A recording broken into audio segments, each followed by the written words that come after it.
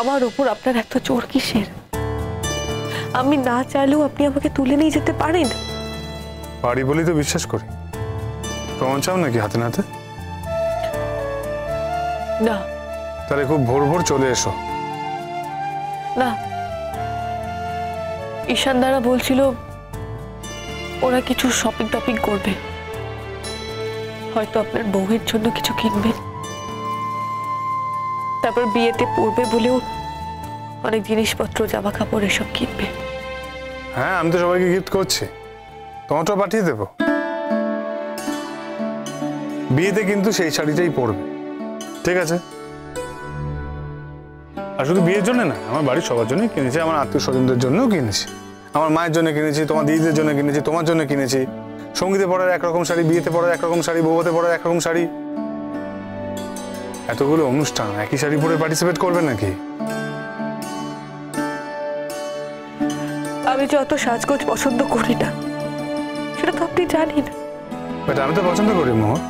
আপনি নিজের বউকে সাজান না, আপনি আমাদের সাজাতে চাইছেন কেন?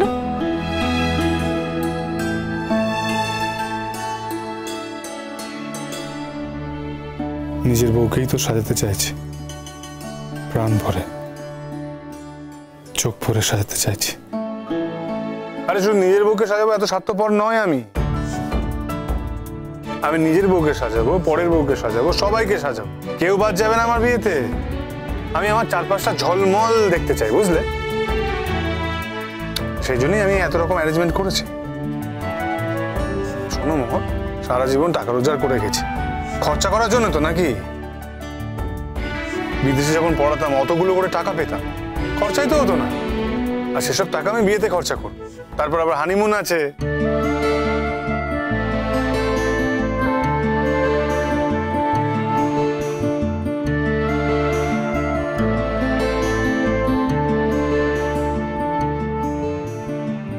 কোথায় যাবেন স্যার? পাহাড়ে? না, সেটা এখন ঠিক করে বউয়ের সঙ্গে আলোচনা করে ঠিক করবো। না, সুইজারল্যান্ড না কোথায় একটা যাওয়ার কথা ছিল না? দেখা যাক বউ কি বলে। এখন তো আর একা কোনো সিদ্ধান্ত নিতে পারবো না, বউয়ের কথাটা শুনতে হবে, বউকে প্রায়োরিটি দিতে হবে। বউ যদি বলে সুইজারল্যান্ড, তাহলে সুইজারল্যান্ড। আর বউ যদি বলে কাছেপিঠে কোথাও যেতে চায়, তাহলে এখন কাছেপিঠে যাবো। আর বউ যদি এটা ভাবে যে কোথাও যাবে না, দিনরাত দরজা বন্ধ করে আমার সাথে গল্প করবে ভাবে, তাহলে বাড়িতেই হানিমুনটা হবে। ঠিক আছে স্যার, আমি রাখছি। ওমা, কেন, কি হলো? আরে আরে তুমি তো অ্যাডাল্ট মেয়ে, আমার হানিমুন শুনে লজ্জা পেলে নাকি? এমন তো নয় যে আমার হানিমুন হচ্ছে তোমার হানিমুন হবে না। আরে বাবা, তোমারও হবে। স্যার, আপনি আপনার বিয়ে নিয়ে এতটাই এক্সাইটেড, আপনি আমার সঙ্গে কিভাবে কথা বলবেন সেটা বুঝে উঠতে পারছেন না। আমি যে আপনার স্টুডেন্ট, এটা আপনার মনে রাখা উচিত স্যার। হ্যাঁ হ্যাঁ, তা অবশ্য ঠিক। স্টুডেন্টদের সঙ্গে তো আর হানিমুন নিয়ে আলোচনা করা যায় না। তবে কিনা একজন ওই স্টুডেন্ট ছেড়ে অন্য একটা রোল তো প্লে করতে এসেছিল, তাই একটু গুলিয়ে যাচ্ছে আর কি।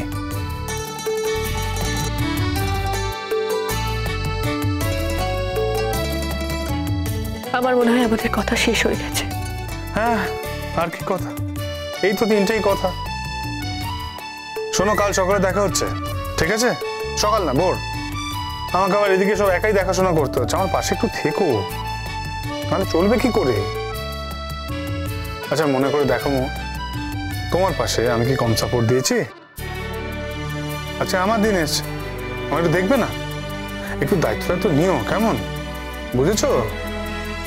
আমার শরীর বিশেষ ভালো না স্যার, আপনি আমার উপর ভরসা করবেন না। রে বাবা, বিয়ে বাড়িতে এলেই তুমি চাঙ্গা হয়ে যাবে, এটা আমি বলছি, ঠিক আছে?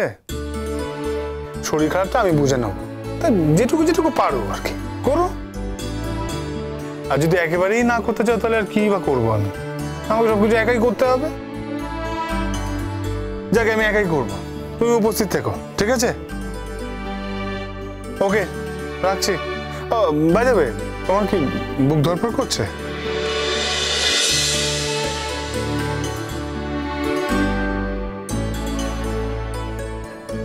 কই না তো। ব্লাড প্রেশার মাপার যন্ত্র আছে? না, কেন? না, প্রেশারটা একটু চেক করে নিতে পারো। কেন কেন? কি জানো, তোমার গলা শুনে মনে হচ্ছে তুমি কেমন কোলাপস করে যাচ্ছ। না স্যার, আপনি আমার শরীর নিয়ে একদম ভাববেন না। কি আশ্চর্য, মন নিয়ে ভাবতে দিলে না, এখন শরীর নিয়ে ভাবতে বারণ করছো। তাহলে তো আমার একটা রেসপন্সিবিলিটি আছে মোহর। স্যার, আমার 3rd ইয়ার শেষ হয়ে গেছে, এখন শুধু পরীক্ষা দেওয়াটা বাকি। আপনার শুধুমাত্র আমার লেখাপড়ার উপরে রেসপন্সিবিলিটি ছিল, এখন আর সেটাও নেই। আমার ব্যাপারে আপনার আর কোনো রেসপন্সিবিলিটি নেই স্যার। বলছো? হ্যাঁ, তাই তো। সেটারও তো খুশি হতাম, কিন্তু এমনই কপাল আমার। যাক, রাখছি আমি, bye. Good night sir. Good night.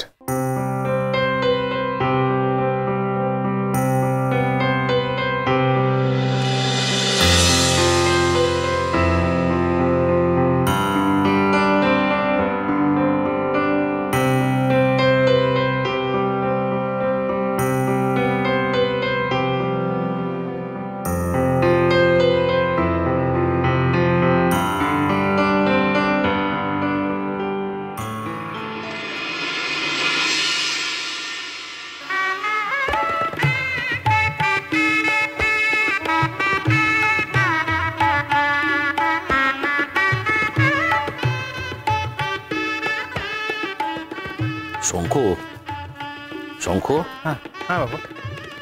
আমি বলছিলাম কি, এবার মেয়েটাকে সব বলে দাও। কি বলছো বাবা, একদম না, এসব খবরদার করতে যাও না।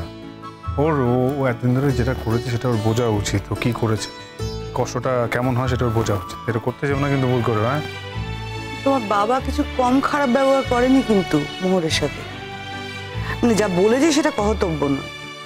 ও এখন সব দোষ আমার, আমি সব দোষ করেছি, আর তুমি যেন কিছু বলোনি। আমি তো বলেইছি, এখন নয়, আগেও বকেছি, বলেছি অনেক কিছু। আমি ওর টিচার, তুমি তো তা নাও, একেবারেই নাও। ও শুধু তোমার সূত্রেই আমার সাথে সম্পর্ক? আমি ওর কলেজের ডিরেক্টর না? সেখানে ও আমাকে স্যার বলে ডাকে না? আমি ওকে বকতে পারি না? তুমি যেভাবে বকেছো, যে ভাষায় কথা বলেছো, সেটা খুব খারাপ কিন্তু। এখন তো খুব বড় বড় কথা বলছো। যখন বলেছিলাম তখন তো কোনো কথা বলোনি তুমি, তখন তো মনে হয়েছিল আমি ঠিকই বলছি। আর আমি সত্যি কথা বলতে ছাড়বো কেন? ওর তো বোঝা উচিত, ও যা অন্যায় করেছে, যা দোষ করেছে, সেটা তো ওর বোঝা উচিত। এই ব্যবহারে ওর পাওয়া উচিত। আরে তোমরা আবার নিজের মধ্যে ঝগড়া শুরু করলে কেন? তোমার মাকে বলো, তোমার মা তো আমাকে বলছে। আর ও নিজে কি ভাষায় কথা বলছে তুমি ভাবতে পর্যন্ত পারবে না। তুমি আমাকে বলছো তো? তুমি কি চিৎকারটাই না করলে বলো তো? তুমি এটা বলেছো যে আমি তোমাকে স্পেয়ার করব না আমার ছেলের যদি কিছু হয়ে যায়। কি চিৎকার, কি ভাষা, মানে তুমি রীতিমতো হুমকি দিয়েছো মোহরকে। বেশ করেছি, কি বেশ করেছি। আমার ছেলের বউকে আমি যা ইচ্ছে তাই বলবো, তোমার কি? এখন তোমার ছেলের বউ হয়ে গেল, আমার ছেলের বউ না, না? আরে আরে ঠিক আছে, চুপ করো এবার তোমরা। লোকজন যাচ্ছে আসছে তো নাকি?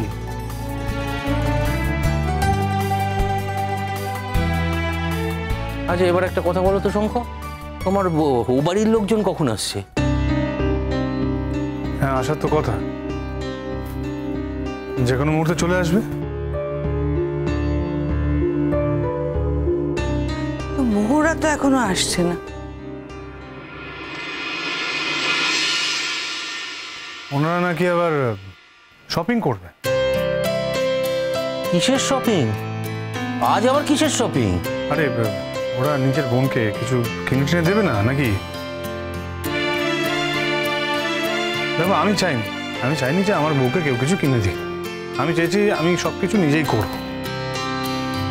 এখনো তো দিদি জামাইবাবুর খারাপ লেগেছে, মেবি, আই ডোন্ট নো, আমার তো কিছু বলার নেই না। এসিপি স্যার উনি কোথায়? অনেক ক্লাসে দেরি হবে, আজ সকালে ওই কি জরুরি মিটিং টিটিং আছে, সেই জন্য ছুটি নিয়েছে। ফোন করেছিল, বলেছে চলে আসবে যত তাড়াতাড়ি সম্ভব। শঙ্খ, এই যে তুমি বলতে বারণ করেছো ঠিক আছে, কিন্তু মোহর মানে মেয়েটা জানবে কখন? কখন আবার বিয়ের আসরে? নতুন আলো একে ডাকে মোহ